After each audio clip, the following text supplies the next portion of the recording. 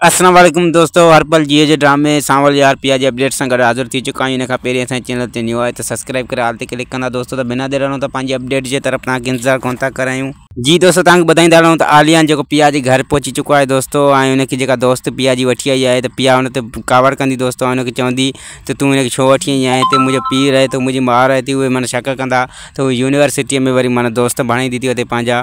त उहा ई ॻाल्हि थींदी दोस्तों। नेक्स्ट एपिसोड में तव्हांखे ॾिसण लाइ मिलंदो त जेको पिया जो वालिद आहे त उनखां पूरी तफ्तीश वठंदो ऐं उनखां पुछंदो त तूं केरु आहीं, तुंहिंजे वालिद जो नालो छा आहे। अहिड़े हिसाब सां उनखां सभु कुझु पुछंदो जेको पिया खे सुठो न लॻंदो ऐं आलियान खे बि सुठो न लॻंदो।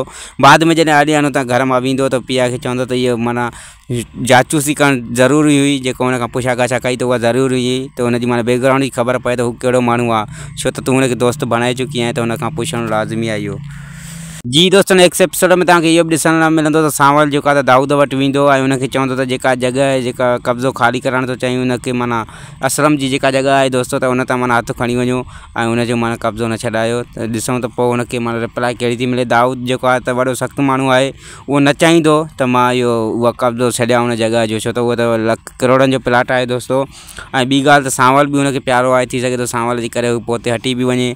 बहरहाल लॻे नथो त हू जेको आहे त पोइ हटंदो दाऊद, पर ॾिसूं सांवल हुनखे पूरी कोशिशि कंदो सम्झाइण जी दोस्तों।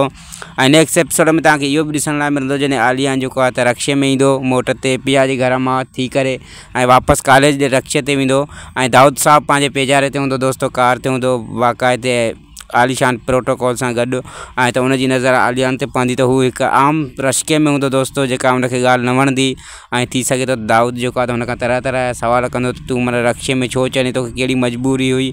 ऐं हुनखे ॿुधाइणो पवंदो दोस्तों सभु कुझु हक़ीक़त। त मां हुन पिया जे घर वियो हुउसि दोस्तों। दाऊद जेको आहे त जेको आलियान सां गॾु जेको प्रोटोकॉल हूंदो आहे त उनखां पुछंदो त तव्हां किथे हूंदा आहियो जो मुंहिंजो पुटु माना हेॾे होॾे थिड़ी थो वञे तव्हां खां, ऐं उन्हनि ते सख़्ती कंदो दोस्तों।